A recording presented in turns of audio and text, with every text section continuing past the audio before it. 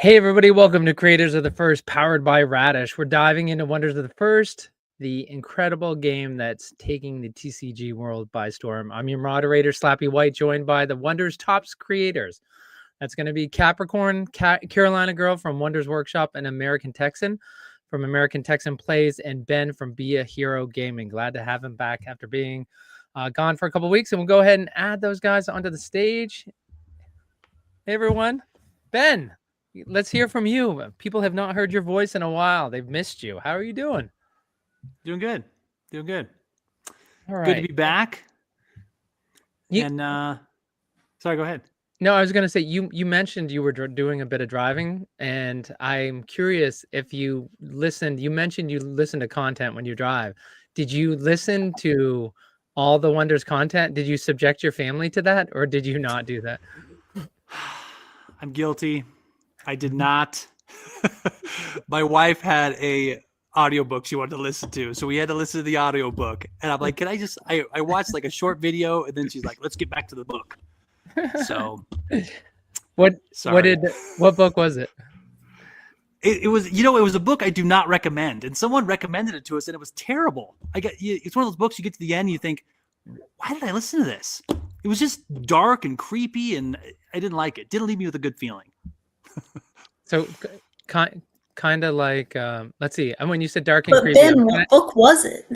Okay, it's called The Silent Patient, and it's a New York Times bestseller. But it had like just everything bad imaginable in it, like psychiatric disorders, and it was just, I don't know. Didn't leave me feeling good afterwards. I thought halfway through I wanted to quit, but my wife was saying, "Hey, we started this. We should finish it." But we should have quit. Look on the bright side. At least you're not stuck listening to true crime podcasts nonstop. That's what my road trip's on. That's it. It's just, it's weird. It's weird. Do not recommend. 0 stars. So Capricorn, your lady friend does she watch Only Murders in the Building? Does she fancy herself like she'd like to be like one of them? Probably. That's what I'm thinking. But yeah, our road trips always consist of true crime podcasts. At least when she's driving. She goes by No Refills on here. And if you guys watch all the deck techs I did when I first started working on Wonders content, pretty much up until the SCG con started, all those deck techs, she's my opponent, and she gets really salty, and it's fun. And I'm afraid of becoming the victim of one of those true crimes in a true crime podcast a lot of the times, because she gets really mad at me when I win. But the good news is that you are talking about it here, so I think it makes it less likely. So, but well, hopefully, see, this is my secret way of getting it out there as like it's protection for sure. You know? For sure, I tell people all the time, if I end up missing, make sure my wife has an alibi. Essentially. All right. Well, hey, to kick us off, this is Creators of the First. As we said, we're looking for American Texan to join us from American Texan Plays. But of course, we're talking about what everybody was listening to on their long drives. And there's so much great content from Ben, Be a Hero Gaming, Grace, you know her in Discord as Carolina Girl from Wonders_Workshop, Capricorn from Quarantine Capricorn. And it just, you want to make sure the links are right now in the description. So if you're watching this live, make sure you go ahead and you're subscribed to every one of these creators. And if you're watching it recorded, go in and take a look there. And there is Emma based on Grace. Fun fact, people did not know. It was designed after, 100% it was designed after you. That's your godfather. 100%. Yeah. You're telling me you don't get any. All right. So Ben, can you kick us off? It's just Ben and I talked about the fact that he does such a great, listening to the interview between him and Brian Tinsman, talking about combining Wonders of the First with positive thoughts. And Blaze, a member of the community, he absolutely believes Wonders is about, just this positive energy out there in the universe. And Ben, why don't you start us out with a positive thought before we get going on our sister's fiancé, the Gathering relative? Yeah, sure. This might be a little bit of a spoiler alert because this is going to be in my next video. So I I'm glad nobody noticed, but my last video I put out was reason number 10 why Wonders of the First is the best collectible card game ever. After I posted it and put it into the video lineup, I realized I had only done 8. And so I was on 9. I wasn't on 10. So I would have to go back and do video for reason number 9, why Wonders is the best collectible card game ever, and explain myself that I screwed up. And hopefully people weren't, oh, Texan's coming on. Hey, there he is. What's up, man? Howdy. And explain to people that I screwed it up. And, you know, I was thinking about that. One of the most difficult things that we do in life is confession. And you see it in everybody. You know, you inquire about something, and everybody, it's human nature to want to defend yourself and make an excuse or blame someone, or you don't want to accept the fact that you screwed up. But there really is freedom in confession. Whether it is to a loved one or to a friend, to think and about it and realize, you know what, I really did screw up. And when you come to someone and say, hey, I messed up and I'm sorry and I want to try to make it better, there's a lot of power in that. And most people can't do it. Most people would rather just defend themselves and make an excuse and bury it. But it really is freeing to confess when you screw up. So reason number 9, Wonders of the First is the greatest game, is because if you do make a mistake, you still have until the end of round 7 to fix it. Exactly. I love your takeaway from what Ben said, Cap. I learned life skills from card games. So I keep it in my head. I feel like I repeat myself on my Tuesday vlogs because there's a lot of things that I'm like, there's ways that life shows up in Wonders, but also ways that Wonders can show up in life. For sure. Wonders teaches you a lot. It teaches you that if you wait until round 7 to think about round 7, you're not going to win. I'm not kidding. When I was training for Houston, my first real competition, my training partner, true story, no lie, would literally like really not lean into me or yell at me, but there was a couple times he'd be like, "What are you doing? Like, go for the kill, go for blood." Like, and just getting me to like get in that fierceness. Like, this isn't a kitchen table game. This is like a competition. And then seeing Sneaky Joe like play in person and like literally see what locked in should look like. I mean, I brought that home and I was way more aggressive in my sales and in my business. And I think it definitely showed fruit that it's like, you know, the ways that you practice the game can manifest itself in life. And it's just one of those things where one skill set or mindset can really bleed into other ways of handling things. It was actually a really good thing for me to go through that. So I'm very excited. I was way too soft in Vegas. So wait. So are you that's saying something that I gotta keep locked in? Are you saying that you became more aggressive in your business life? Yeah. Based on Wonders. So this is a recent change in your personal life that you've made.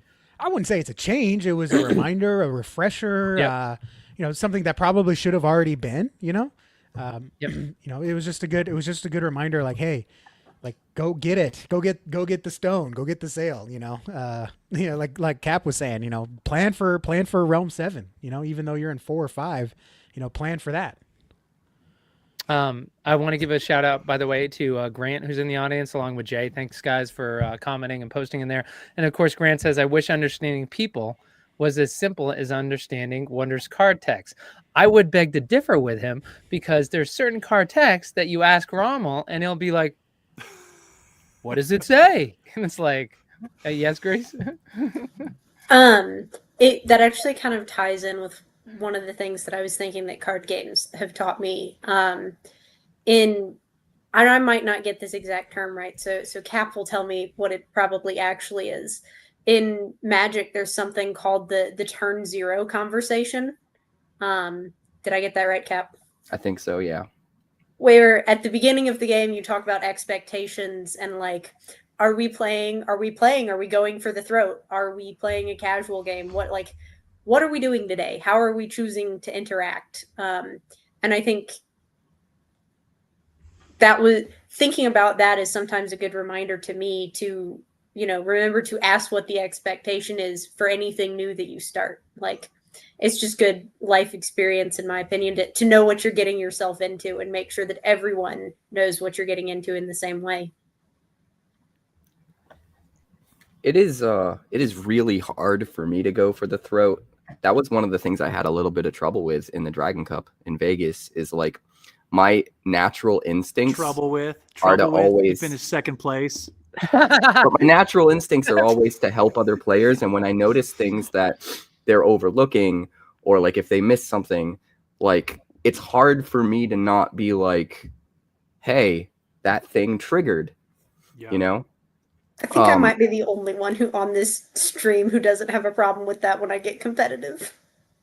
Well, I think part of it is because the last year or so I've been so focused on trying to grow the game, on trying to get people interested in the game, trying to teach people the game, that it's just like kind of ingrained in me now that no matter what happens, my gut instinct is to like help them learn from the situation.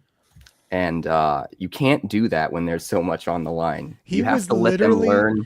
Not in a way that like really gave me an edge, but when we were playing in our sealed finals in that tournament, if you watch the replay and you listen to Cap narrate what's going on in his mind, it's literally like he's holding a class. We're sitting here like trying to compete in a final match, and he's like, well, you know, I'm thinking if I do this, then he might do this. And I'm like, just play the cards. But no, you were like teaching for all of, because we had so many people watching that had never really gotten to see a tournament at that level, or a sealed tournament at that level at least. So it was very good for the community too.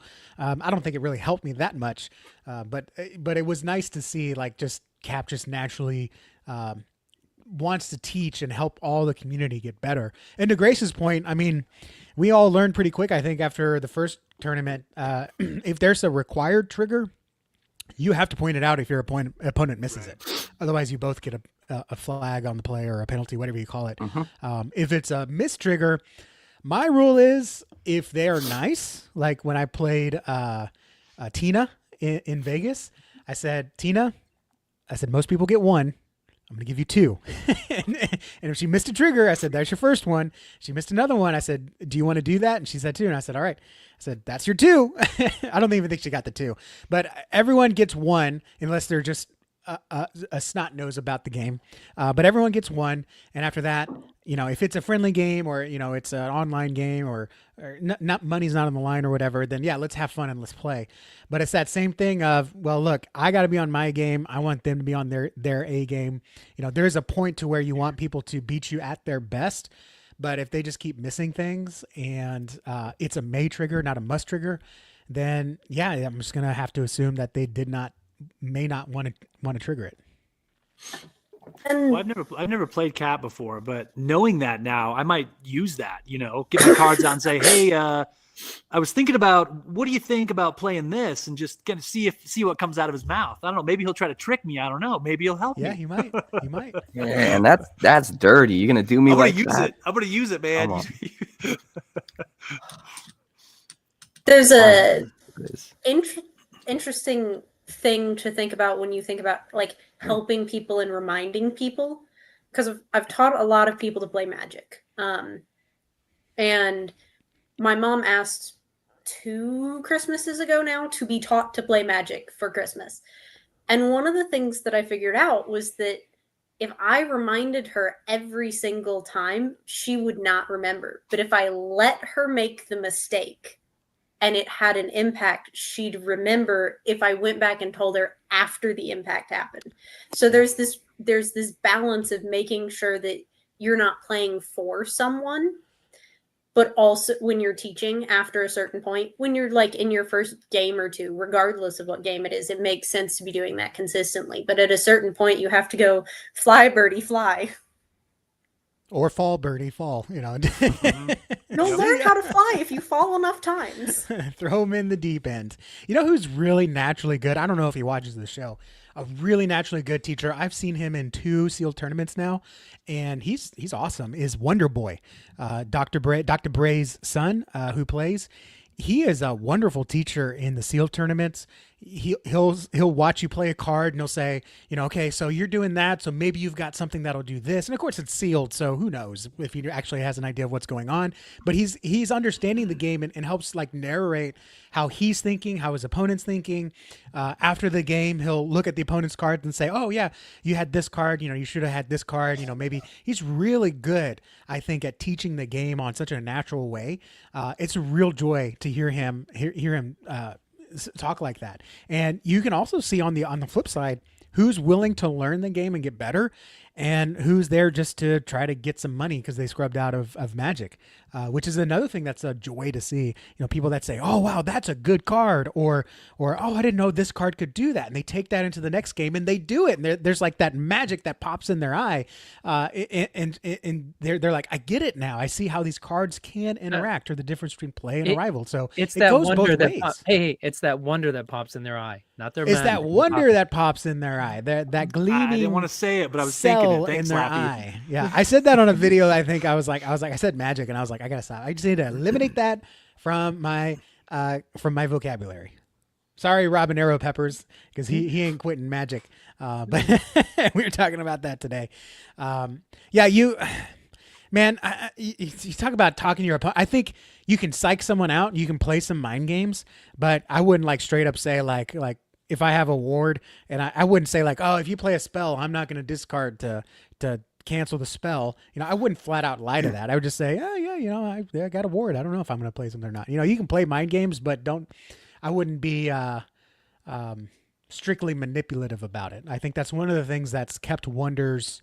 I think that's one of the things that's kept Wonders kind of above reproach. I want to say is we haven't hit that point where those kind of tactics are in our competitions yet. I was actually talking, if I can share the story, I was talking with a judge in Vegas because I was watching a game actually with Mocha Mo and Jester. And Jester played a card, the one that if you tap land, you have to sacrifice, Briar Maw. He played a card in 6, and then after he played it, before Mocha Mo made his turn, Jester said, oh, you know what? I should have played that in 1. Will you let me move that to 1? Now, me on the sideline watching, I said, no. He put the card down. He took his hand off. It's Mo's turn. Like, no, that's it. But Mo's the kind of guy, if you haven't met Mocha Mo or played him or even talked with him, he wants, even though he's in competition, right? He's out for blood on the table. He wants to beat you at your best. So he knew the better move was to play Briar Maw in 1 and not 6 like Jester did. So rather than argue or say, no, you put the card down, he just said, let's ask the judge. He said, judge, and called the judge over. And Judge Ben, who I think he's a good judge. I know some people treat the judges like refs. Like there's no good refs, right? I think Ben's cool. He said, okay, so Ben asked his questions. He said, you put the Briar Maw on 6, you want to move it to 1. He said, yeah. And so he asked Mo, he said, did you touch any cards? No. Did you move any cards? No. Did you overly look at a card? Did you spend time thinking about cards? And he's like, did you say anything about a move you're going to do or ask any questions that might? And Mo said, no. So Ben said, based on that, no new information has been on the board.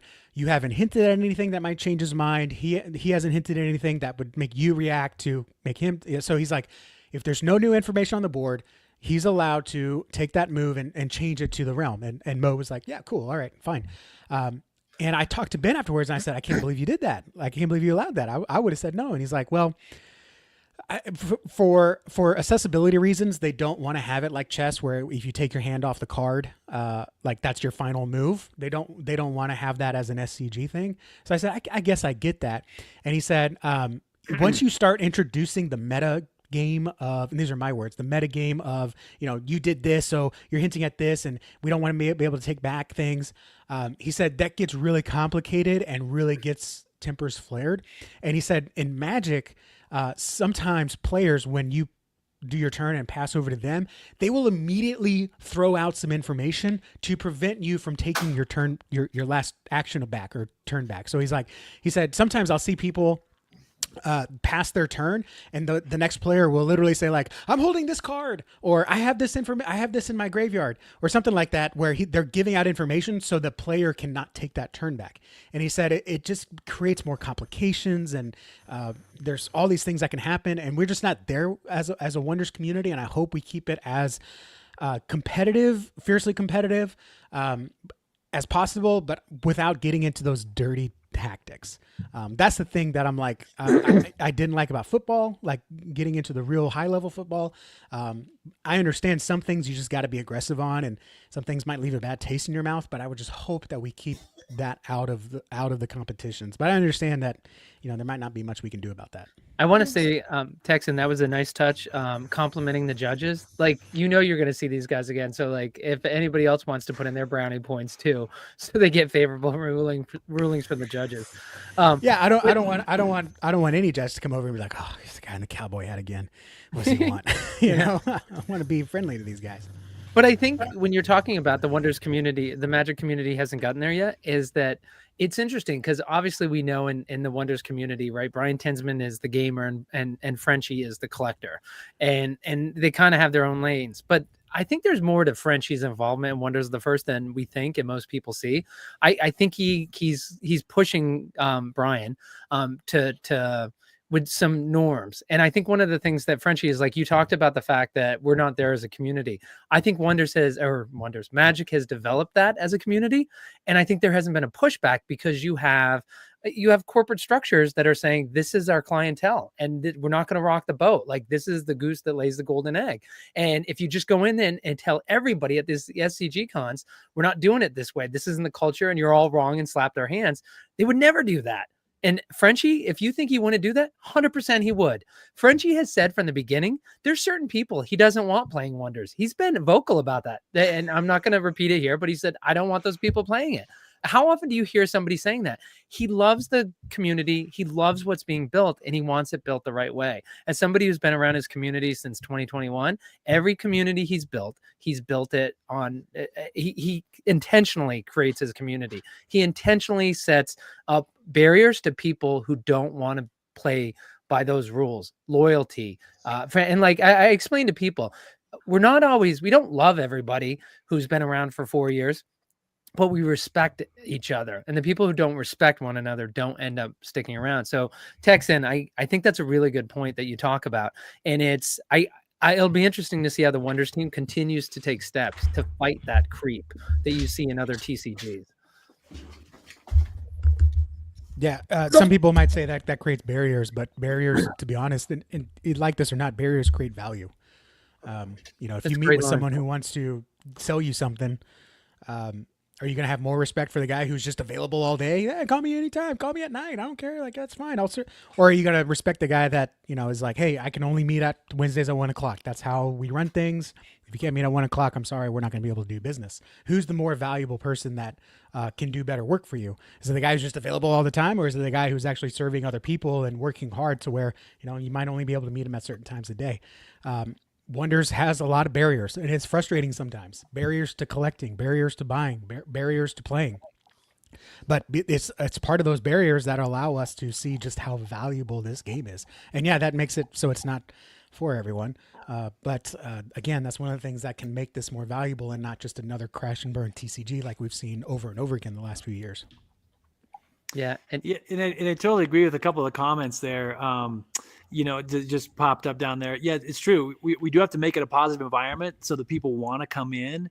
And I love it when Frenchie says stuff like that, and it's always a little bit shocking. I was like, he just said that, but he's most of the time very diplomatic about it, and he just says, hey, this might not be the game for you. If this isn't the game for you, you maybe go play something else. And every time I hear that or see that, I think, whoa, he just said that? That's crazy. But it just goes to show how genuine he is. There's a lot of times when people make suggestions and he'll genuinely listen. Say, really? You think so? Let's consider that. And then other times he just says, you know what? This is what we're going to do. This is what I want to do for sure, and it's not going to change. Yeah. Well, I do want to point out, by the way, is that you mentioned the comments is Ramel, of course, a team member for Wonders, pointing out Ben, our Vegas judge did an amazing job. So certainly agreeing. I don't remember where we talked about this before, but it's also interesting. A shout out to Wicked for a great job he did as part of the Wonders team. I know everybody was saying, like, how can this not be televised? How can this not be televised?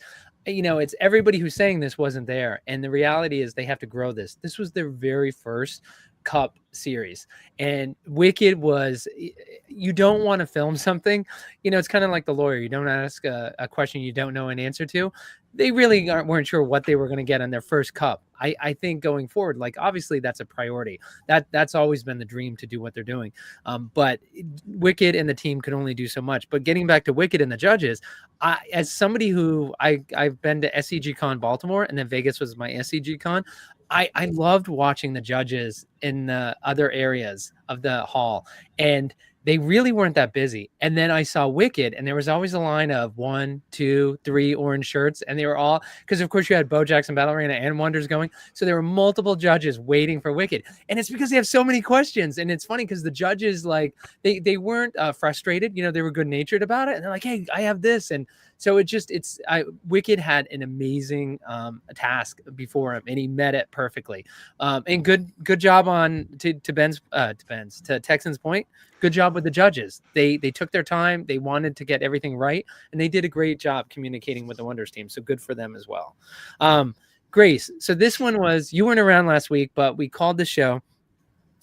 Your sister's fiance, Magic the Gathering. So Texan brought up a great point last week where he talked about, Magic the Gathering players are kind of like your sister's fiance, right? She's not part of the family yet, but you fully expect her to become part of the family. And that's kind of how we see the Magic the Gathering. And of course, the folks who were watching last week, it was fascinating to see all of them. They say, I was a Magic person. I was a Magic person. And, Texan, you said Peppers he's a dual and he's going to remain that way. But it was funny because most of the people were past tense Magic. But Grace, that's kind of an interesting concept, right? I think it brings the right level of respect for the Magic folks that we really should. Sometimes we get a little frustrated, right? They're like, they got drummed out of their tournament at SCG Con, then they come over, try to win the 10,000 in the sealed, and like, dang it, they're in the top 8, and they haven't been playing or been part of it or part of the Kickstarter. And we're frustrated with them. But on the other hand, like, that's your sister's fiance. Like, you want him to be part of the family, right? Yeah. I mean, so this is one of those things where I'm maybe not the best person to ask. I've literally been playing Magic for over half my life, and I played on Thanksgiving Day with my family. So I know a lot of Magic players. And I think that one of the things that using that analogy will do from a perspective of understanding communication is when we can think of something in a relatable way that relates to something, it creates a connection, which creates more empathy. So I think that's a really smart way of thinking about it. When we relate something to something that we can understand, when we relate people to a concept we can understand, it makes sure that we see them as people. And sometimes when we're frustrated and angry, we don't always see people as people, especially if we're very tired and they're making us angry or frustrated. I don't know that I answered the question, but I'm not really sure what the question was. No, I think that's a great point. It's a bigger point about how to see, getting past the frustration of how some people in the community, including myself, have seen the Magic players and how they react. But the reality is, what is Wonders but looking for people who are just looking for a great game, and actually more, I guess we should say more than a game. Because Ben, when you opened up and you were talking about, the Ben's positive kind of talk for the day is he was talking about being your better self. And it's interesting, Ben, because Texan, when he was talking, I was thinking about, it's not exactly the same as what you were saying, but being comfortable when you're talking about Mocha and saying, that's okay. Let's ask a judge. I'm okay. I'm not looking for the edge right here. That also kind of goes back to being, and it's being comfortable with not winning every shred, winning every opportunity you can. You're looking at the long game, and you're okay for these games or these matches or even these cups to lose them, because you're helping to grow the game in these early stages. And you mentioned, he wants to beat Jester at his best. The other thing is when you're talking about those people who do really bad, like I I'm a terrible player, and Whiplash Jackson was going to pull out of the Dragon Cup because he didn't want to. Not his words, but he didn't want to embarrass himself. Those are the words I'd use for myself. And I said, Whiplash, you're with me. There's a few of us that are going to be there. This is our baseline, and it kind of goes back to right. We feel uncomfortable. Being when people in the community see the four of you guys up here, it's uncomfortable to try to take on Wonders because you guys have already, we're running a 100-yard dash. You guys have already run 80 yards and you're running at a 5-1 rate. So there's no way we're going to catch you. So the question becomes like, do you want to go? Like, and I think that's what's hard with doing it is that you actually, it's hard to accept the fact that you're going to be much worse than everybody else. So in terms of, this is more just a question about community, right? Like, not sure. Sorry about that, Mike, guys, the issue that's coming through. So it's just about what kind of community are we going to create for the, All right, well, I'll let someone else talk because I'm not sure if that's my mute that's causing it. Cap. I think that's one way to look at it. Like, sure, they have to play catch up, but also if you look at it in the grand scheme of things, there's a whole lot less catch up to have to play with this game than a game like Magic. So if you're a new player that is just getting into any CCG at all, I do think there's more of a reason to gravitate towards a newer game like Wonders where you don't have as much catch up work to do. Rather than Magic has like 1,000 sets and you don't know what the formats are and what sets are in what format, and it can be a lot. Wonders is just like, hey, there's a set out and there are some people that have been playing it longer than you. That's it. And some keywords aren't defined on any cards because they've been around for so long. Right. So, yeah. I totally agree with that. You know, I've talked to a lot of people who played Magic in the 90s and early 2000s, and then they went to college and got careers and had kids and family, and then they wanted to get back into it, and they were just absolutely overwhelmed by how big it had become and how complicated the abilities had become and the sets and just and how fast the sets were coming out. It was so hard to keep up with all of it. And so that's one thing I think Wonders has going for it is right now, man, you got one set. One and you can just nerd out over that set and memorize each card and go through everything and look through the catalogs and just totally nerd out over it. The next set's not till February, so you still have a lot more nerd time. I mean, a lot more time to get into it. And again, I've said this before. And again, I'm not running the show, but I really hope that Wonders doesn't turn into Magic and they're just releasing a set every 2 months. Because there's just so much to enjoy with each set. And I realize business principles and revenue and all that stuff, put another aspect into that, I guess. But I just would love time to really soak the set up before they come out with something else. Because that's what's been overwhelming for me with Magic is the sets are just coming out too fast. And there are consequences right now for Magic with sets coming out so fast. People are not happy. At least what I'm hearing talking to people that I know, and like I know some people who are getting out of Magic because they can't keep up right now. Or because they're at that stage of their life where they don't have time to devote what you'd have to devote to keeping up with Magic.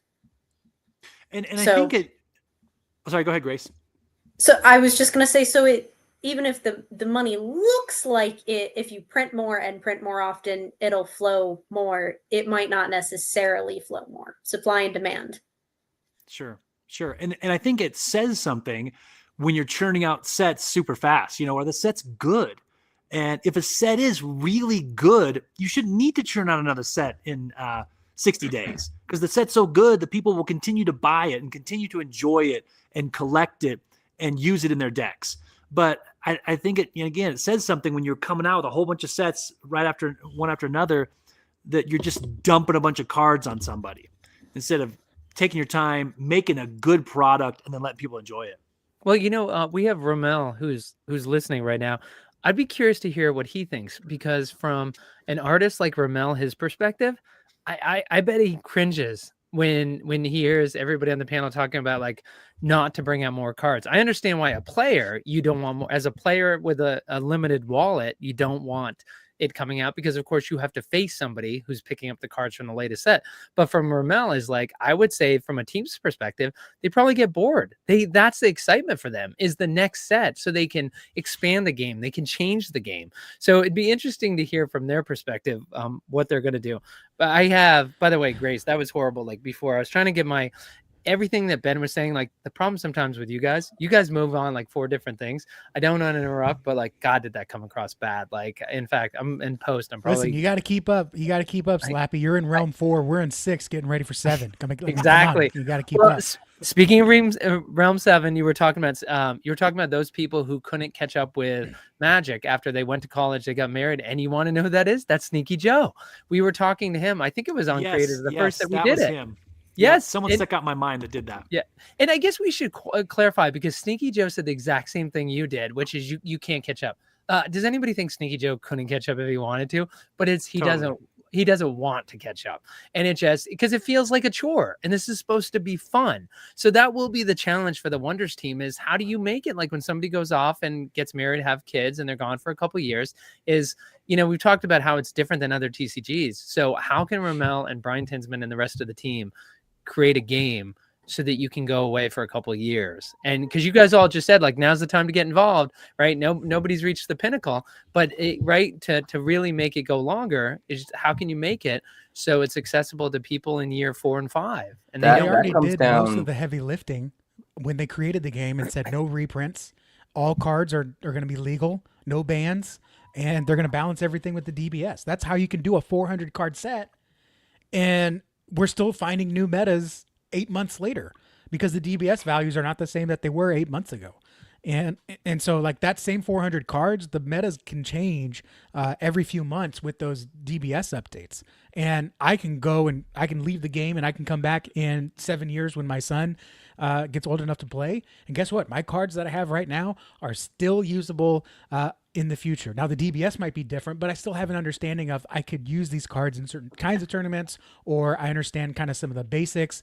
When I was kind of in a similar situation and I played Magic in the early 2000s, but that was before Commander. And so when I look at coming back to things with Commander, or a little bit of a season when my daughter got into Pokemon, the game was like, Pokemon stayed a little consistent, but Magic is just totally different. What attracted people to Magic in the early 2000s is not what attracts them now. And yeah, I mean, I kind of felt the same way, but most of the issues that you're addressing, I think are already addressed just in the foundational building of the game. Grace, I think Cap had something to say and then go to you. Yeah, no, I was just gonna mention how like Magic has already sort of faced some of those challenges and developed an answer, and that's why Magic has formats. The whole reason you have a standard format in Magic, because you have the vintage formats that allow every card that's ever released to be legal. But the reason they developed the standard format, the whole point of standard is only the last 2 years of sets are legal in standard. And for the longest time, standard was the primary competitive format at big tournaments. And the reason for that is if you have new players coming in, or if you have older players that have lapsed and are coming back, they don't need to catch up with an insane amount of years worth of stuff to jump back in and get excited and get back into what they love about the game and be competitive. They only have to worry about the last couple of years. Now, I'm excited that Wonders doesn't have to do that yet. That's part of the allure. Like we're early enough that there's one format, and I think that's super fun. Inevitably, I think there will be a time where Wonders will have to do something similar. And when that time comes, I think that will solve some of those problems. But I also hope that, like you guys were kind of talking about earlier, I hope we don't go overboard with how many sets we get a year. And I think more importantly, it's not even really how many sets are we going to get each year. I think it's how many total cards, because I think you could do more sets if some of them were smaller, or you could do less sets and have them be really big. At the end of the day, I don't think it matters how many sets you're getting. I think it's more about how many cards a year are coming in, and how much do you have to keep buying and keep adapting in order to keep up with things? Great. I think there's another aspect to this as well. We have talked, it feels like to me, a lot about in competition play. And like playing at your game store or in competition. And I don't know about y'all, but that's not the way that I play most of the games that I play 98% of the time. Most of the games that I play, whether they're card games, video games, whatever, I play at home at my kitchen table. If you know Magic, you've heard of kitchen table Magic, most likely. Like with the people that I know, I care about, and I love. And that's a very different environment. And the way you play in that and the way you look at cards is very different. So I think in a lot of ways, Wonders will also potentially feel more accessible long term, because in the long term, when you're playing kitchen table at home, you won't have to worry about, set 7 just came out if nobody that you're playing with has set 7, because that's where you are with who you're playing at home. Versus in Magic, there's more to deal with, and sometimes if you throw in something new, and the power creep, like there's a lot of complexity there. I just wanted to make sure to bring up that there is a difference between competition and kitchen table play, and that like how we look at the game scaling over time is also affected by that, because I think the majority of people will be playing kitchen table Wonders. I could be wrong, but that's how I think most people play most games. Well, and you asked, what do they do? What do the creators of the game do? I think Cap made 2 really, really good points. I had completely forgotten about all the formats. That's another thing that was daunting about, if you're getting back into Magic, you're like, wait, I thought it was a 60 card deck. What's Commander? What are all these formats? I mean, there's so many different formats that not only the sets, but the formats is overwhelming to some people to see all these different ways to play. And how do I know if I'm playing the right way? So I think Grace is right when she says people just want to play at home. That's the easiest way to do it. But if you want to play by the rules, you have all these formats and all these sets. So I think they're already doing it in that there's one format, which, Capricorn said there might be more in the future. Maybe they might have to. I hope not. I hope they don't. I hope they stick with one way to play, or maybe like a multiplayer thing or something. I was going to say Orbital Rush. But, and that, just kind of fun little ways to play, but one main format. And the other thing they're already doing, as Capricorn also mentioned, is the set size. I think that, most card games don't do that. They have these sets that are 150 cards, 200 cards. And to have a 400 plus card set is awesome because it keeps you interested for a longer amount of time. And so that way they don't have to keep coming out with sets super fast, because, you'll be opening, dozens and dozens of packs and pull a card. I haven't seen this card before. What is this? This is in here, and you'll be surprised all the time. Where with other games, you open a couple of boxes and pretty soon you've seen almost everything. Maybe you haven't seen all the treatments, but you've seen almost every card. And so it's cool that they're making these big sets because it keeps people interested for a long time. And it's great that there's one way to play. Well, please keep doing that. Ben, along those lines, Capricorn mentioned it's not the sets, it's the total cards. So first of all, you agree with that premise? Yeah, totally. I think he's spot on. So what would be your, and I'm going to ask Grace and Capricorn after, but what would be your ideal size for cards per year? And what would be your max cards per year? Oh man.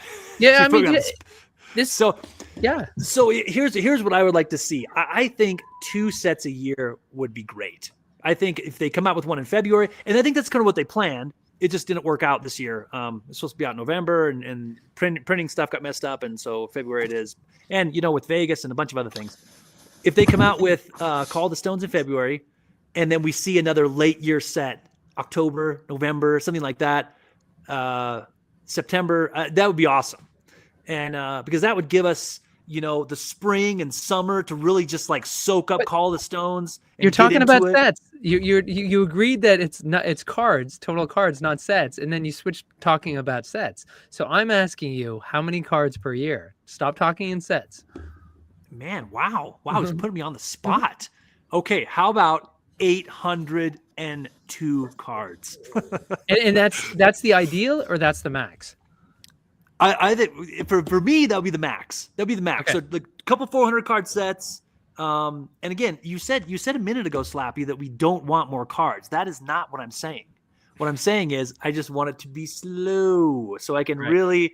And my problem is too, I have all these other games I have to play too and fit in somewhere. So maybe I'm biased because I have so much game work to do. Wait, and so if 800 is the max, what would be ideal? Would you prefer to see two? Grant is saying I'd be fine with 1 400 card set a year or 200 sets a year. So he seems to be saying his ideal would be 400 cards a year, half of what is generally expected to be the rate, which is expected to be around 800 to 1,000 a year. So what would you say the ideal for you would be? I would say between that, 400 and 800, right between there. 400 is a minimum, 800 is a max, somewhere in there. Just because, if I really think about it, was I ready for Call of the Stones in November? No, I wasn't. Even though I had completely nerded out over this game and opened packs and collected and messed with my binder and reorganized it 400 times and made a bunch of decks, I don't think I was ready for Call of the Stones in November. There was too much of existence that I hadn't explored yet. And so I'm kind of getting to the point now where, December, maybe, I really got into it now. Let's have another set. So even two a year might be a little stiff. I don't know. That's kind of what you want to think about is like, how do we feel about existence right now? Do we feel like we've dug deep into it, explored every nook and cranny, and that we're comfortable enough with it to add another set into the mix and not feel like we're overwhelmed because we're still trying to figure out this set. Now we have a whole nother set and we have to like rush past this one to get to the other one. I feel like Vegas was like the perfect. And if you think about that, it came out in March. So that's what, 8 months? 8 months that existence was out. And Vegas felt like, November felt like it was like, all right, I'm there. I'm ready for a new set. Like, I've thoroughly explored everything. October, I was not. Like, I don't know. So 400 cards every 8 months felt right. Does that mean 600 cards a year? One thing that I want to point out is regardless of what we think is the right number, what do we speculate is what they are planning? And the way that I look at it is like this. They were originally planning to have a 400 card set in March and a 400 card set in the October-November range. That's 2 400 card sets in 1 year. Is it safe to assume that maybe they were having a similar plan for 2026? Oh, I'm sure at least 2. I'm thinking at least 2. Here's the question. If they were already planning for 2 400 card sets in 2026, and now Call of the Stones is pushed back to February of 2026, does set 4 get pushed back? Or are they going to try and release 3 400 card sets in 2026? Man, I hope not. I'm just trying to speak logically with the information that we have. I agree. And if this was any other game, I would say, yeah, sure, why not? But again, no bans, no reprints means they have to play test the heck out of this game. Yeah. So if they're pushing back set 2, I hope they're still, we know they were still play testing it back in, what was it, July, August, when they did that behind the scenes video of the team play testing at the Airbnb in one of the Carolinas. I hope that they're continuing to play test. So if they push this one back to February, I hope instead they said, okay, well, we're just not going to work on it. We're going to keep working on set 3 and 4. So that way that can come out in 2026 as well. I hope they said, okay, we got a few more months. Let's spend another month play testing this, making sure we got all our T's crossed, I's dotted, and then we move on to the next set. So, they should be play testing set 3. They should be initially like play testing set 4, I would hope. But again, that's because set 2 and 3 next year, set 4, 2027. That's what I'd like to see. One of the questions I think needs to be answered too, that's also specific for Wonders, and I don't have a great answer for this or even a great thought on this, maybe Slappy does, is the collector side of it. Do collectors, would they like more sets per year? Would they want more cards per year? I'll tell you this, as a Marvel collector, it gets overwhelming because same thing, just collecting Marvel trading cards where there is no game. You're just collecting parallels, right? Yeah. Every 60 days, there's a set coming out from some publisher, distributor, when you take account international. And it's kind of overwhelming. There's a lot if you're trying to complete sets. Does that make sense? If you're trying to collect complete sets. So what do collectors, Slappy, think about more cards, more sets? Or are they like players? Like, we just want to have 800 per year. Well, Robert makes a good point below. I mean, for those people trying to get the Formus foils, that is a chore. That is tough to get all those. And so, yeah, I think if you wanted to get a set of Formus foils for every set, RIP. Because you're not going to do it. If they're coming out 2 or 3 sets, 3 sets a year, there's no way. I mean, because I know a lot of us, except for like 2 people, are still trying to lock down some of those Formus foil. It's true. Yeah, I still got 3 or 4 or 5 more that I need. Another thing that you need to take into account too when they're thinking about how many sets to put out and how big the sets are, and I had a discussion with Ramel about this at one point, is it's not just as simple as like how many cards do we want to put out a year and how should we divide that up in sets, because each set needs to be somewhat self-sufficient for limited play. And a lot of times, and you can see this in other games, especially Magic the Gathering, like there are certain archetypal cards where you get similar versions of those cards in the next set. You sort of have a foundation, especially in the commons and the uncommons, of like certain expectations. You need a card that destroys an item. You know, you need a certain keyword to be represented, certain things that you need to fill. So every time you put out a new set, there's automatically a certain number of cards that are going to be variations of things that exist in the game that you just fundamentally need for limited. And so because of that, the smaller you make the set, the bigger percentage of the set those cards take up. So if you had a 200 card set and say you needed 100 cards to be foundational, like important to limited, those certain things you need every set to be able to do, then only 50% of the set is really the juicy stuff that you're going to want for constructed. And that really impacts the game in clever and interesting ways that are going to hook you.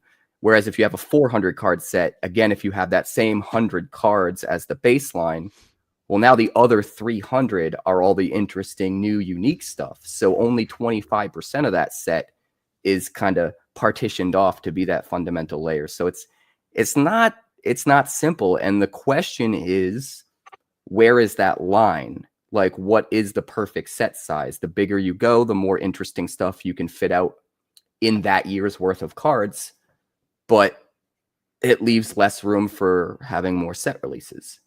It's tricky. I don't envy them and the job they have ahead of themselves to figure this out and balance it.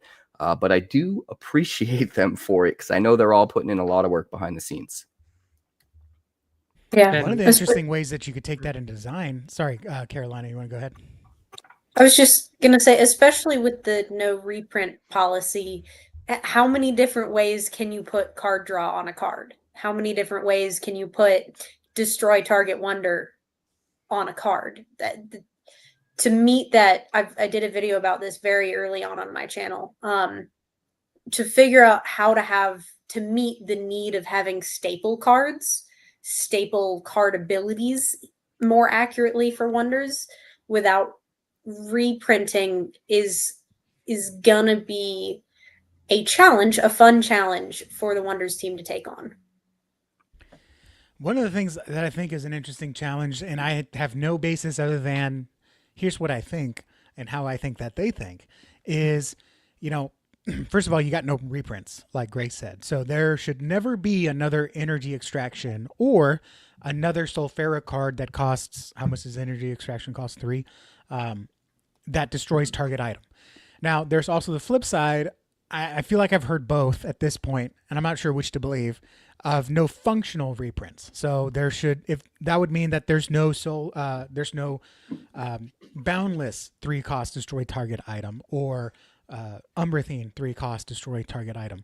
But one of the ways that you could do that in limited is a set naturally does not have as many items as Existence, right? Existence has X amount of items, therefore we need X different kinds of item destruction. Well, in the next set, maybe there's not as many items. Maybe every orbital only has 2 items, so you don't have to run as much item destruction inside of the set so much. But there's still plenty of item destruction for constructed because all the cards from previous sets are still competition legal. So I think that'd be an interesting take, because I think limited is something too that is an interesting nut to crack, to try to balance limited and constructed to make sure that there's stuff for everyone. Because there's cards that I would never play in a constructed deck but are on auto include inside of limited, and then vice versa. There's cards I would do in limited that are just useless in constructed. I say useless, but less useful.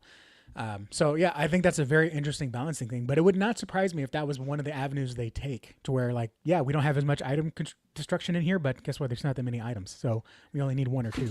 I don't know. And then on the other side of the coin, you have to be careful about not doing something particular too much. Like, for example, imagine if they put an equivalent to Moonfire Crystal Mouse in every set. A Moonfire Crystal Squibbler, a Moonfire Crystal Bella, like whatever. And it doesn't, maybe it doesn't function exactly the same. Maybe one of them sacks to draw a card and gain 3 energy, and one of them sacks to draw 3 cards and gain 1, or whatever they do. Like, if there's some kind of wonder in set 2 that in some way gives you an energy and card boost the way Moonfire Crystal Mouse does, how many sets do you go before, like, well, now you could just have 15 Moonfire Crystal Mouse equivalents in your deck that are all somewhat different, and you can just run them all, and you could just go nuts. You can just play the craziest stuff on round 3, like, super consistently. So there's certain cards where you can't have too much of it, but at the same time, there's certain foundational cards where you need to make sure they're in every set, or some equivalent is in every set in order for the set to function in limited. So it is a tricky balancing act. And you're right, Ramel. The answer to that is DBS. Yes, the DBS does fix a lot of that. But the problem is here, I think what I'm hearing here from everybody is it's easier to be a collector. Actually, now that I think about this, it's way easier to be a collector. You just get the shiny cards and you're good to go. The thing that is so hard about this game for anybody who's tried to make a deck and think of all the possibilities of what could happen to them, it is so hard to prepare for every situation. You just can't do it. I mean, I'll craft the perfect deck, and my son will say, well, Dad, what about this? Oh, I didn't even think about that card. Okay, so I got to put this card in. Okay, and well, what about this? That's going to get rid of that card. And that's why the game is so cool, is because it's a nail biter up to the very last round, up to the end. You don't even know. And they were talking earlier about being aggressive and taking stones. Sometimes that's a bad strategy, to jump in and take stones right away, because if you take a stone and someone takes it back from you, you just wasted an action. You wasted an action taking that stone because they were going to take it anyway. And so trying to wrap your head around how to win at this game is just crazy, because it is such a challenging game. And that's what makes it so fun, is that it's so suspenseful, right up to the very end. It's not like other games where, you got that card, I'm done. It's over. There's nothing I can do against that card. But you always think, well, I have this card, I could counteract that. Or if he plays this, I could do this up until the very end. So the game isn't solved yet. The meta isn't solved yet. And I don't think it ever will be. That's one of the things I wanted to point out too about set size and stuff. Like, it takes a lot more time, I feel, in this game to solve the meta. And that's a term for any of you that might not have heard that term before. That's a term used in Magic the Gathering for the set's been out long enough that everyone has tested every permutation of every possible deck, of every card combinations, and there is a very obvious, these combinations are more powerful than anything else. Like, these are the most powerful types of decks you can build, the most powerful things you can do, and that's called solving the meta. In Magic, games can be like 5 to 10 minutes. and you can run your over and over and over, and you could fit in so many more games in the same amount of time. So the meta gets solved way quicker. People figure out all of the best things to do way quicker. With Wonders, you know, you've got 45-minute games or more if things get crazy, and it takes so many more games, so much more time to really figure out like how to solve the meta. And that's why, you know, Vegas, we're 8 months in, more if you count TTS before the set came out, and the meta's not really solved. It's like on the cusp. Like, we're starting to really form a clearer picture now after Vegas, but like Magic has a new set every 2 months, and they solve the meta like within weeks of a set coming out, you know? And the reason is because in Magic, you have one target. In every game, you have one target. And the reason why Wonders is so amazing is because there's 7. You have 7 targets. Not only do you have 7 targets, but they're not all available until the end of the game. They slowly unlock. And so you have to kind of plan for what's going to happen as these realms unlock. It's so much more deep than any other game because you don't just have one target. If you have one target to focus on, boom, just go for it and get them. Well, this But game when you is have the 7 best game. targets and that the targets could also be taken away from you once you get them, it's tough. But This game is the best game. And I don't say that as someone who's biased, even though I do have a bias. I say that as someone who is very analytical and is constantly assessing information, probably more than I should, and comparing and contrasting. And just everything about this game, it is just light years. I tried to go back to playing Magic a few days ago, finally got caught up with stuff enough that I could start doing some streams. And it's so hard. Magic feels like it's made for people with ADHD now. It's like you're just throwing down 700 things in one turn, and then it's over in 5 turns, and then let's play another game. And it's like everything goes so fast. Maybe not when you're playing Commander or like a multiplayer format or whatever, but you know, getting on MTG Arena, I'm like, I haven't put out a Magic video in a while. I guess I got to do the thing. And it's just like a cluster of like everything. It's like fireworks going off in my face, and then it's over. And I'm like, man, I'm so used to like the slower burn, analytical, like having to plan so far ahead. Wonders just feels so much more like chess. And now that I'm more used to it, it's kind of crazy. It's kind of hard to go back to Magic. It's just bombastic and in your face. And don't get me wrong, I'll always love Magic. Like I wouldn't be here if it wasn't for Magic. But Wonders is just, and there's so many other reasons we could point out. I know Ben's done 10, but Wonders, 9. Wonders is.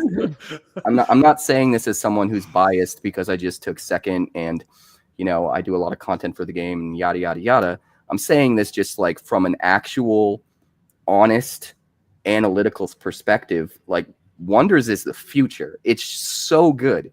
Like it doesn't have any of the problems that so many games have, and it's just every game is so fulfilling, and it's just so good. It's just so good. All right. Well, we're at an hour. We've got a couple more things. I want to get around to hear what you guys have been doing for content. So if folks know when they go in the description of this video, they can go ahead and they can click on your profile. In fact, not only can they need to subscribe and also hear what they're going to.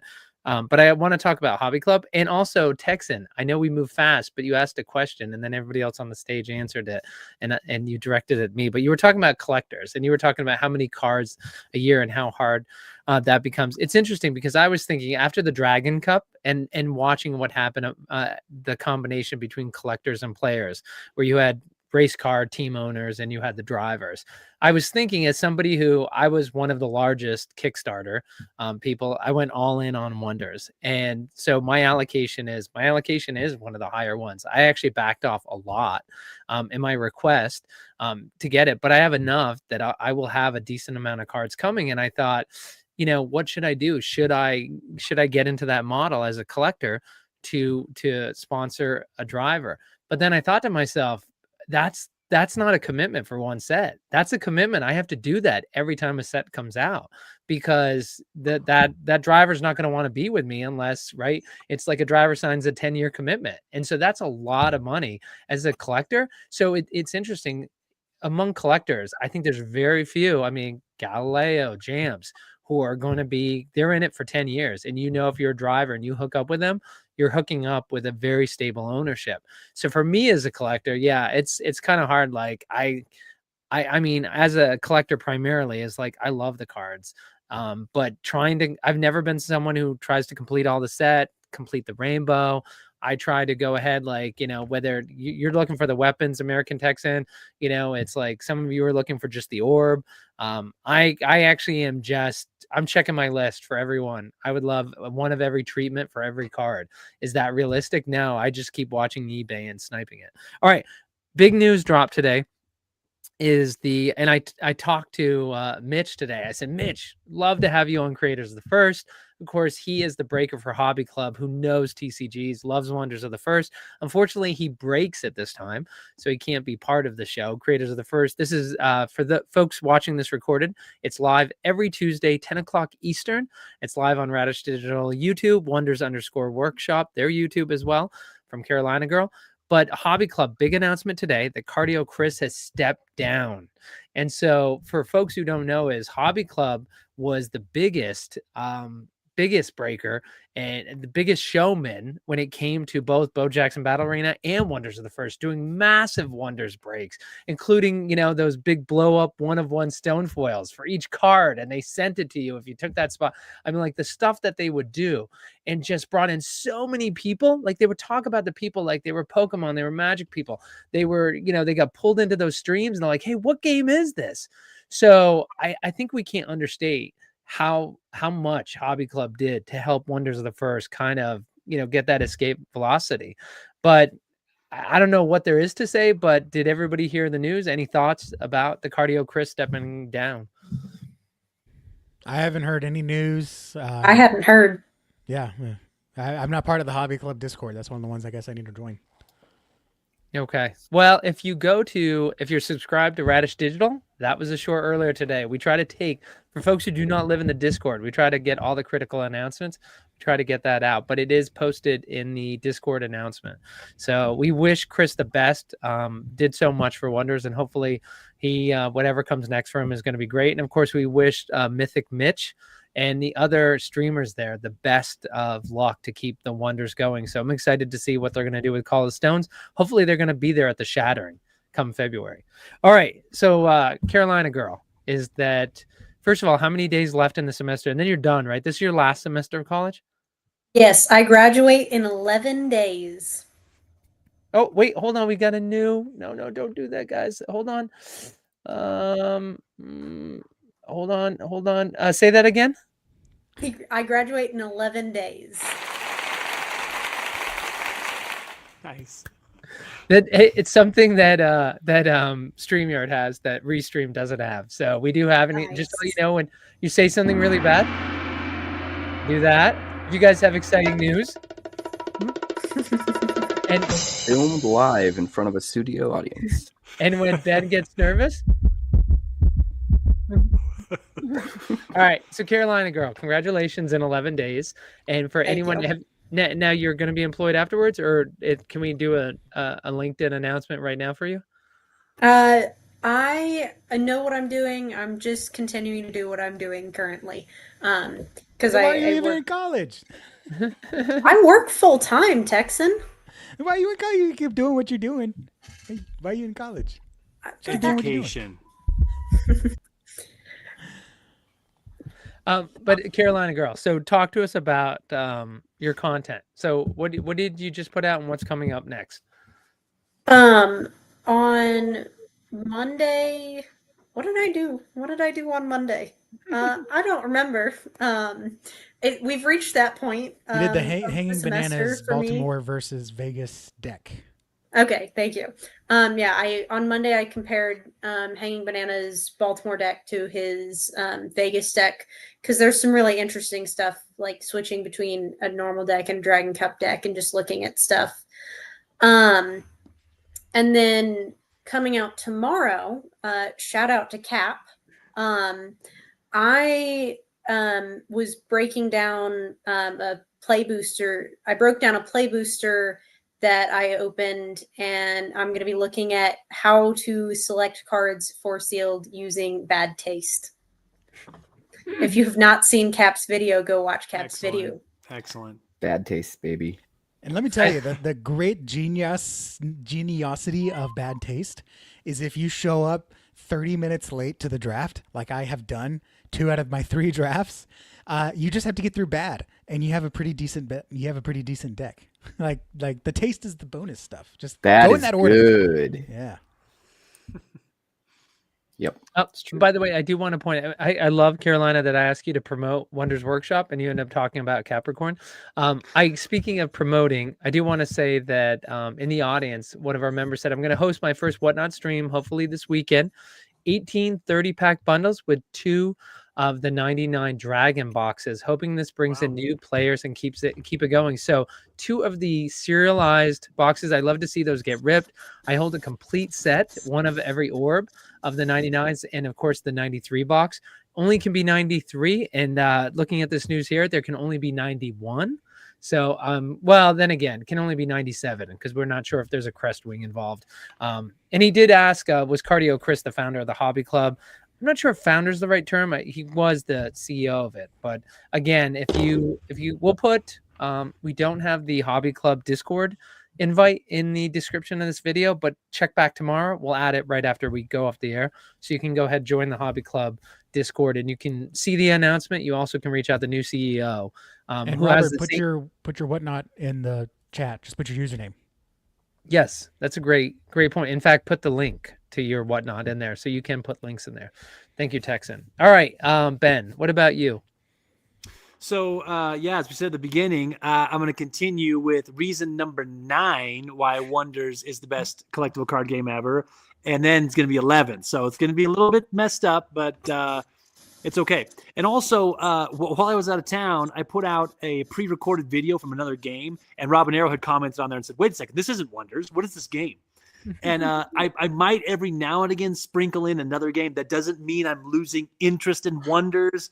I will always love Wonders. I just got so many other games that I like to play, and every now and again I'll do a video about it. So there might be a video about another game that I still love Wonders, and there will still continue to be Wonders content.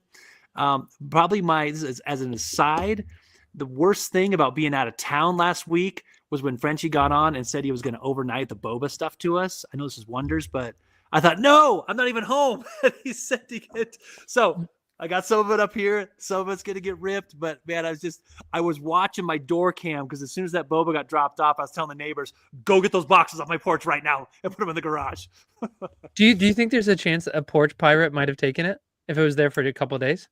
No, they got it. My neighbor got it for me. No. But if they hadn't, is there a chance a porch pirate could have? Oh, totally. I totally think so. Yeah. Where you live. Okay. Yeah. Yeah. People are always getting stuff snagged all the time. It makes me so nervous. Like when they drop that stuff off, like, there's cards out there. We got to go get it. Porch pirates are everywhere, Slappy. You got to come to New England. Like we actually, well, I don't know, Cap, in Manchester where you're at, but like I'm down in Rhode Island and nothing gets taken off my stoop. But I will say, I'm pretty safe. Really, Petrarca actually had, he's a community member in Wonders of the First and Bo Jackson Battle Arena, and he had moved to Portugal, and it's got shipped to Arizona. And absolutely, it just was, whoop, he had somebody go over there, and it just wasn't instantaneously. But that's Flagstaff, Arizona for you. So I'm glad to hear that you got that.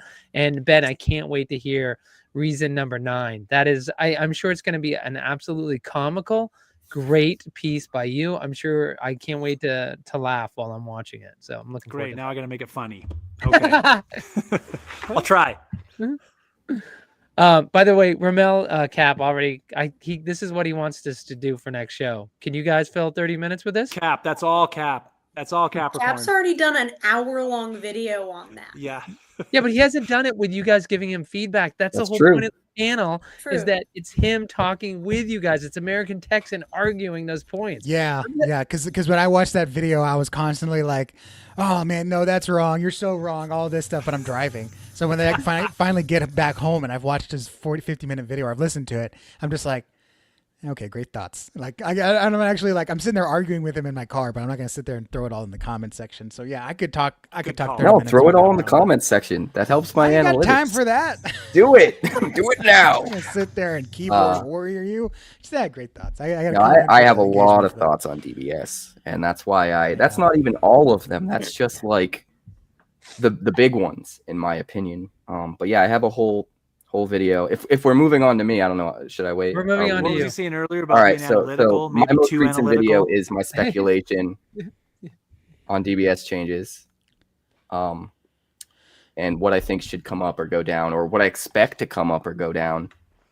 And I think there's a lot to unpack there. I was actually going to bring it up to you guys because I assumed that, my sister's fiance wouldn't take very long, but apparently she's a time hog. So It would go forever. It's him, not her. She's not the time hog. He is. yeah, it's true. But yeah, there's a Look, lot as long that as can he happen. showers whenever he comes over, like that's half the battle. I hope. What's interesting? Sorry to cut you off. Sorry, no. I was just gonna say. I hope Frenchie and Tinsman use sister's fiance. That's what I hope it becomes part of the lexicon when they talk about their strategy with the Magic people, and it all comes from American Texan and Capricorn last week talking about the sister's fiance. Sorry, Cap. Well, Go ahead. So what's interesting is I didn't mention this in my DBS video, but one of the key components that we don't know is what's coming in COTS and how the team anticipates certain cards in existence, like being powerful or not powerful, when paired up with certain cards in COTS. So there's a missing part of the equation. So we can speculate all we want. There are going to be some things that change, and we're scratching our heads, and we're like, why? Huh? Yes. And that's probably because, in fact, we can use whatever the DBS changes are to get sort of a feel for what's coming in COTS. If something that deals in items gets bumped way up, we're like, oh, there's some crazy item stuff coming down the line. Like, and that's kind of interesting. So yeah, check out that video. And I definitely want to know what you guys think about DBS stuff, but I guess we'll have to save it for next time. But I've got so much content on the way. I have the finals match in the Stone Seeker Cup, filmed top down like I normally do with all of the editing. That's between Ken and Jester. That's going to be the next one that goes out. If I can get it done in time, that'll be tomorrow. I'm working on my semifinals match against Broughton in the top 4. And then I also have my finals match in the Dragon Cup against Honest AF. So that's 3 gameplay videos I'm working on. There's also top 8 discussion with all the deck lists for the top 8 in both tournaments. Those will probably be 2 separate videos. And then there's a recap video with all of my montage footage and interviews that I'll be doing like I normally do. So there's a lot of stuff coming, and it's just taking me a long time to edit all this. And part of the reason for that is I've recently, I don't know if it's official yet, but I've recently sort of somewhat partnered up with the Google King. The Google King had a bunch of really expensive equipment, really nice equipment in Vegas, and was getting a lot of footage, especially footage that I couldn't get when I was in the middle of playing. And we had a nice conversation, and he's been sending me a lot of that footage over so that I can use it in my videos. And something that you guys talked about earlier in the video, that I kind of want to circle back to really quick, is you mentioned, why wasn't the entire event live streamed for everybody to watch? That was mentioned in the beginning. And Google King and I are talking about potentially starting to do that at the next SCG Con, setting up a feature table and, combining what I've been doing and what I know I can do with what he can bring to the table. I think we might be able to do it. And that's not something that I've discussed with the team yet. That's something that everyone's been busy because of holiday season and post Vegas. So we haven't sat down and talked to the team about what we're thinking about. It's all kind of just off the cuff right now. But I did think it was probably worth mentioning, because you guys were asking about in the beginning of this video, like, why isn't this live streamed? And I think it would be amazing moving forward to be able to live stream the big tournaments and show off, a feature game for every round. So that might happen. We're working on trying to make that happen. And So yeah, That'd be lots coming. Well, for and, me. and That'd be very Kat, cool. before we go to Texan, that's a feature, not a bug, of the Wonders community and Jeff French. Jeff is a big believer in having the community create things, and it does a couple things. One is it keeps his organization flatter. He doesn't have to have as many people, so that's a good thing from his perspective. Less payroll, but also flatter, better communication. But it also helps create systems and foundations for the community that comes from the community. So instead of top down telling the community what they want and how they want it, it's the community that's creating it. So that is something, if you're watching this and you're kind of newer to Wonders of the First, that's something that the founder of Wonders of the First is he likes to see community create. He likes seeing community content creators. He likes everybody creating everything in his ecosystem. By the way, one comment, Texan, before we go there, is that Ramel teasing us as saying Call of the Stones is cool, but you guys should really see Redacted. So, of course, Mel just proving that he Stop knows it. more than we do. Stop it. You're on mute, Texan. Yeah, I was talking to someone else. There's Oh. only one thing. There's only one thing that's on my mind, and that's steak. That is a steak dinner for me and my family. Because Cap, you still owe me a match. What is our bet again? What are the details? We need to lock this in. Remind me of the details. It all came about the first time I beat you. Not the only time, the first time. I don't recall that happening. Yeah, it's funny that you don't recall that happening. And you said something about, this is my first Wonders tournament, and I'm just trying to have fun. Good job, all this stuff. And I said, well, you know what? If you want to take it seriously, I said, let's put some steak on it. And not only that, let's put some steak for our families, because you've got a family under your roof. I've got family under my roof. And let's put all the others. Let's put my win record against you aside, and let's actually say, hey, you know what? After Vegas, let's have that steak match. That's fine. I mean, if you really want to buy me a steak, I'm not going to say no. I think maybe the Texan won because Cap was probably coaching him through the match. That's probably what happened. Right? So what happens The when I shade that you? is being thrown. Do I get prime rib if I 7-stone you? You'll get the tomahawk. Whoa, the tomahawk. So let's do it. Actually, you bring up a good point. This needs to happen, and it needs to happen soon. But another thing I've been thinking about, Ramel's been teasing me. With like, oh, in preparation for COTS, we should maybe have like a match between you and Texan with the new cards, like before anyone else is able to use them or whatever. And I'm thinking this got my gears growing. I know Ramel's watching. I think we should do a straight up pre-release for Call of the Stones. I think all of the content creators should be in a tournament together and make videos of the content. And if you guys need help editing the videos to make them look super sweet, I'll do all the editing. I don't care. But I think it would be sweet. Before anyone else gets to use the cards in Tabletop Simulator or anything, we have a tournament, just the content creators, and then we put those videos out. So I'm going to appeal to Ramel right now. We need to do that. Two things. One is I'm gonna agree with you on that, with one exception, because I don't want this special treatment. If we do that, somehow we need to figure out to do a pro-am and have members of the community that aren't like top eighters or content creators, like just Wonders enjoyers, be a part of it. Or in my case, the am with the pro. For you guys, it's the pro with the am. And with the pro. By the way, I love the fact that Cap said he can't get it out because he's got so much editing, and he's on here going like, "I'll edit it for everybody. Well, it'll be. Yeah, really. I won't be as busy by then. Right now, I have listen, all of this post Vegas stuff. But I'm not saying we should do this next week. I'm saying maybe after Christmas. If you want to get something done, give it to a busy person. Yes. Maybe around New Year's. The other thing that you guys are missing, and like, actually, you know what's great about this idea? Honestly, it's ingenious. Is like, Ramel comes back and says, "Done." All of a sudden, next week, there's not going to be 5 content creators and Wonders. There's going to be 50 because everybody's going to want to be playing in this. It's going to be the biggest tournament ever. Well, you can do both. Is the thing. Like, you can do something where the content creators get to use the cards first. And the reason why Magic tends to do that a lot is because it sends a lot of traffic. When people can't play with the cards yet and they can go see what some people are using the cards for, it drives a lot of traffic, and that's helpful. I mean, especially for you guys having less subscribers than me, like I want you guys to get as much traffic as possible. But you can do both. It doesn't have to be one or the other. Like you can do one, and then when the videos go up, you could do another one for the open public around the same time, shortly after. Just really turn it into like a multi-tiered thing.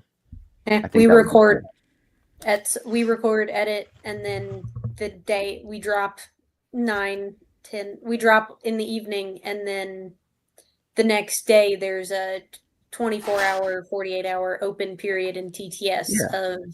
We do it all behind the scenes and record it behind the scenes without the public knowing what we're doing. And then the day that we drop all the videos, we open up signups for the public to do their own pre-release, you know? And they get to watch the videos and then sign up and try and do it themselves. That's the way to do it. Texan, you talked about the fact this is all you wanted to say, but your next video, when are you dropping your next video? What's it going to be? I don't know. Don't magic my wonders. Some hot takes on wonders, maybe. I don't know. I've got a few things, a few ideas. Don't sisters fiance my wonders. All right, it'll be interesting. Oh, by the way, I have to say one thing. Let me play real quick. It's at 26. Don't guess the price. Look up their value now at radishpriceguide.com. So see, that's what you got to do next, Texan. You got to do a wrestling style promo for our steak dinner match. Oh, trust me, I've already thought about that. Hey, stop hijacking that commercial. I want to say that I've been so BRFTW, Big Rob for the win, is that he created the Radish Price Guide, which covers boba and wonders. And I have been just on his back because, as I said in Las Vegas, I am the only member of for those who know, Block Packs. I'm the only member of the Block Packs community. This includes Brian Tinsman, Eric S., and Jeff French. I'm the only one who doesn't have a favorite child. I love the two children equally, Wonders and Boba. Grace is like, what's with that eye roll, Grace? It's like, it's the truth. And so I've been on top of Big Rob, and I'm like, we've had the price guide for Boba, which is great because when you do an eBay search, there's so many ways that they look at Bo Jackson Battle Arena that it doesn't pick it up. So when you go to the radishpriceguide.com, it actually will show you what you need to see. So Wonders is very difficult because, right, the same card is listed in multiple treatments, and it's not real. Whereas like in Bo Jackson, it's like you have a hex or you have, a glow, or you have, it's clear that it's different how it's listed. But the problem with Wonders is between formless foil, classic foil, people might just say foil, and then it gets confused. So Rob does a great job working with the coding, but it has taken him so much longer. I just want folks to know that he's very close to having, he's got the model working right now. He's improving it. But we want a place so people can go, and he's doing some great stuff on the Bo Jackson side, which is when you look up a certain card, it actually will show you eBay listings of like, if there is a price below the last sale that's currently listed, if there is a listing that's below the 14-day moving average. So when you're looking at a card you want to buy, you'll know right away if it's actually a good buy compared to where it's been. Like, it's insane what Rob's been able to do with this. It's everybody in Boba has benefited from this, and I'm excited that it's close to being ready for Wonders. So I just wanted to roll that out and say, for those of us who still, the collectors or players who need one more card, this is a great way to look at, the most economical way to get that card. So, cool. All right. With that said, I want to thank Grace Grace, the only one who has 3 names on the show. She is Grace in real life. She is Carolina Girl in Discord, and she is Wonders_workshop on YouTube. And then Ben, it's so good to have you back in your positivism. Be a Hero Gaming, you can find him. And then Quarantine Capricorn. You can find him on YouTube, and then American Texan under American Texan Plays. And I'm really looking forward to stick around. It's not quite over. This is our first time with StreamYard. I'm excited for the outro. So you get to hear the entire Creators of the First theme song. So listen to it. It's 2.5 minutes long. Don't go anywhere. Listen in. Thank you, everyone.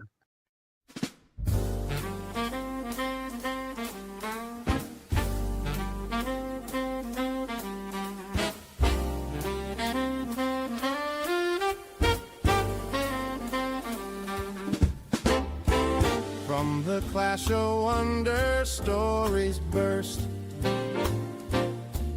Voices rise, creators of the first.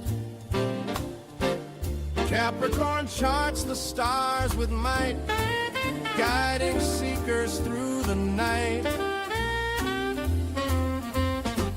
Be a hero, Ben breaks it down. Gaming wisdom all around. Every card, each pack reversed. He's a guide, creator of the first. Creators of the first. Wonders, wisdom, quenched our thirst. Together we shine, community blessed. With the creators of the first. With the creators of the first.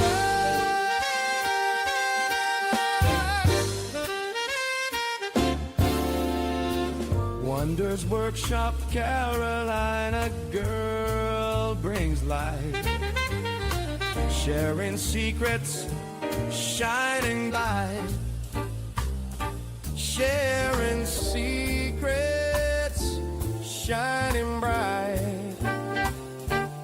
Knowledge deep, her voice rehearsed. A championed creator of the first.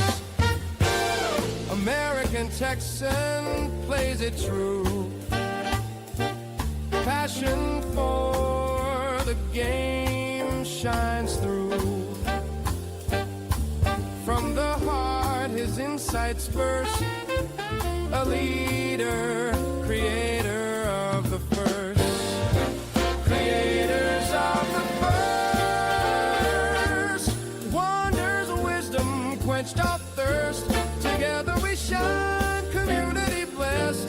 With the creators of the first. With the creators of the first.